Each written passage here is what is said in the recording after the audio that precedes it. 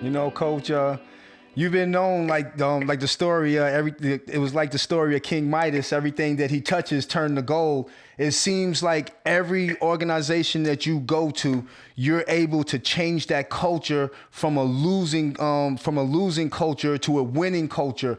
What do you transpire that to? Like, why you put your hands on anything? What is it that you do different? Well, the only team I took over that had a winning record was Detroit, and Rick Carlisle had a lot of good values that really helped me. Plus, we had real good players, Michael. You know that. It was just the way I was taught. I tried to let guys understand that when a coach gives you a role, doesn't mean he thinks any less of you. And the one thing I always remembered that I thought the game was pretty simple. You had to have guys with good character that were happy when their teammates did well. And that was really important to me. And then I was relentless in things that I thought were the right things to do. You heard me say it. I think I was the first one to say play the right way. And when we had a conversation the other day, you told me, hey, it took me a while to understand what you meant, Coach. Well, you played the right way, Mike. When you went out on the court, it was all about winning. It was all about being accountable to your teammates. And it was all about, where the coach asked you to do something, you did it without exception. You might not have agreed with them all the time, but whatever he asked you to do, you were willing to do. And, I think today we have all these guys that are these developmental coaches. I don't know what that means. I really don't. You were brought up where you respected your coach. If you had a problem with him, you went home, and if you complained, your family probably told him, no, he cares about you. That's why he's on your ass. So I don't think we got enough of that going on right now. But I think my biggest thing is because of the people that mentored me and taught me the values of what winning really is and what it really takes, enabled me to go into programs and change their idea about how we should play. Thank you for sharing that. That's amazing, Coach Brown. You coached Mike for the year 2004 when you guys won the NBA championship with the Detroit Pistons. And like you said a few moments ago, you took over for Rick Carlisle, sorry. But when you were coaching Mike, do you have a story, a Mike James story that's it would be hard pressed to forget? Something Mike did, a moment, a practice, give us something on Mike just behind the scenes. Come on. Well, the biggest thing about at Mike, he didn't have the easiest path in the NBA. If you look at his career, he didn't have these large guaranteed contracts every year. He had to fight for everything, he got. And there's not one thing. The thing that I thought was the most important is when I said earlier, when you're happy when your teammates do well, that really, to me, shows a team is capable of doing extraordinary things. And Mike had a role for our team. We talked about this yesterday. If we had kept that team together in Detroit in 2004, we'd have won 5 or 6 championships in my mind. Wow. Wow. Mike left, Eldon Campbell left, Corliss Williamson left, who I didn't really realize Corliss was one of the leaders of our team. Mimo Okor left. We got Antonio McDyess, but other than that, we really didn't add anything. And we still went to the Game 7. And I missed a whole bunch of games because I got sick and we lost the home court advantage. But if we'd have kept that team together, we'd have been sensational. It was because of guys like Mike. They all accepted a role. You couldn't bring the ball up against our team when Mike and Lindsey Hunter were on the court. I mean, I watch video now since the pandemic of our team, and it was amazing because the defense started with your guards. Yeah. And, you know, they ask the kids now to cover and to guard, they look at you like you're crazy.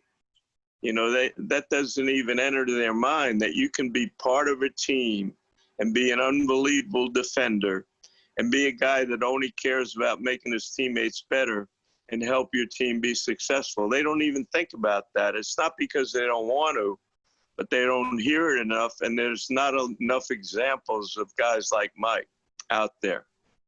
So Coach, Mike told me a story about you. Can I share that story? You know what? I remember Tell my us. greatest moment with Coach Brown. When I first got there, they just kept saying my name. And they just said, Mike, go here, Mike. So they all started getting funny about it. So I got bothered. And so I remember coming to your office and I banged on the door and you was in the coaches meeting and you said, Mike, I'll be right out. So the coaches left and then you let me in and you said, Mike, what's the problem? And I was like, Coach, I'm tired of you. You know, you keep saying my name and like, listen, I'm a grown man and you gonna respect me. And you looked and you said, you know, Mike, you're right. I apologize. I promise you I won't do that again. You was right and I was wrong. And I looked at you and I was like, Coach, what time is practice tomorrow? Like, you know, like, bye, Coach. Like, I'll see you tomorrow. And then the funny thing is you started messing with me all over again the next day. So, but the thing that I appreciated you that most coaches get wrong is they don't understand building a relationship with your players, how important it is for the coaches to listen to the players, how important it is for the player and the coach to have a relationship. And this is where I think most coaches get that wrong, because just by you diffusing that problem, you stop something that could have caused me a fine, that could have caused me to say something that would have put me in the doghouse from day one, just by you being calm and understanding how to diffuse situations when it occurred. And I think that was one thing that separated you from majority of the coaches in the game of basketball, is building a relationship with players. Well, that's everything, Michael. You know, when we were talking earlier, you looked at the people that I played for. They all did it a different way, but at the end of the day, they all cared about the people they coached and the people that coached with them. And the thing that I found out, you know, a lot of people say they have a coaching tree. I have a forest. And everybody that sat next to me ultimately became a head coach. And I was able to share their knowledge with the players I was coaching. But the thing that I found out was as helpful is I always felt players weren't afraid to come and share their ideas with me. Because if you look at the teams today, there's so many young kids that are playing that didn't have the opportunity to be around a good locker room, where older players really taught them how to be pros, to respect the minutes they got, to respect the coaching that they were about to get. They was kind of thought that if they get drafted higher and they're 19 years old, they're ready to play. And if you look at the old films that we're watching now with the Lakers and Boston with Larry Bird and the Lakers with Magic and that group, and Michael's Bulls and Detroit, I mean, you don't see any young players playing. And it's unfortunate for me, because a lot of times people say, well, these young kids failed. No, the system failed them. And so the luckiest thing for me is my assistants that were with me and the players that allowed me to coach them really allowed me to grow as a person and as a coach. You know, Larry, you come off, as I'm getting to know you a little bit, you come off more almost like a life coach than you do a coach. And that leads me into my next question. Would you say that you coach the player or you coach the person first? When you have somebody in front of you, who do you coach first, the player or the person? Well, that's what I'm worried about now is, you know, when I talked about earlier, what's going on today is, you know, I don't know, you know, if I sat down enough and talked to the guys. I hope so, because the coaches that coached me, their door to their office was never closed. You know, I always had access to them. And it wasn't just about basketball. You know, I lost my dad when I was real young, so coaches in my life became father figures. And I was fortunate because those father figures were pretty extraordinary people. But I don't think you can coach if you just coach the player. You know, you got to have some kind of relationship with the people you're responsible for. And, you know, when you're an NBA coach, you're coaching grown men that when they leave practice generally go home to a family.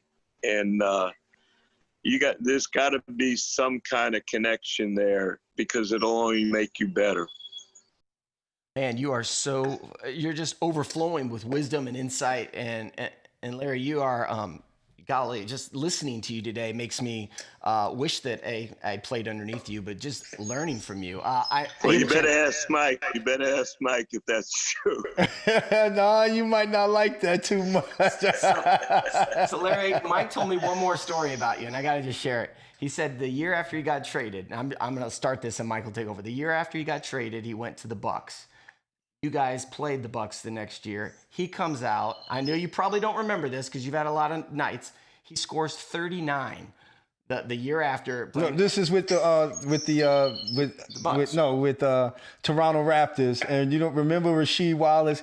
He kept calling me Kobe James and Michael Iverson. Pass the ball, Michael Iverson. And your teammates want to play also. And I hit like 4 or 5 threes in a row. And then you called the timeout and you walked me all the way to the bench, cursing me out, telling me to pass the ball to my teammates. And I'm looking at you like, Coach, this is a timeout and I'm not on your team right now. Like, you followed him all the way down to the other bench. You're like, I'm not done coaching this guy again. I love that about you. Man. Well, I never let you shoot enough to get 39, did I? There you go. There you go. Coach, I appreciate you, man, seriously taking our time in your day to share some moments and some nuggets with us, man. And I hope that I can have you on again in the future, hopefully, man. We would love it. It'd be incredible. I'd love it, because what you guys are doing and the things you're about, I think more of us need to be about the same things, and we will be much better off. Thanks so much, guys. Stay safe. Coach. Man, thank you, Coach. Thank you, man. Love you, Coach. Appreciate you. All right. Bye, guys. So that was Mission Bound today with legendary coach Larry Brown. Wow, what a phenomenal, not just a coach, phenomenal human being, huh? Oh, man, he's a great person. And I think that's the thing that's the most important thing about him is not just him as a coach, but him as a person. He's really touched a lot of people's lives. Yeah. And you can just tell, listening to him, he coaches the person than the player, which I think is such an insightful twist on coaching nowadays.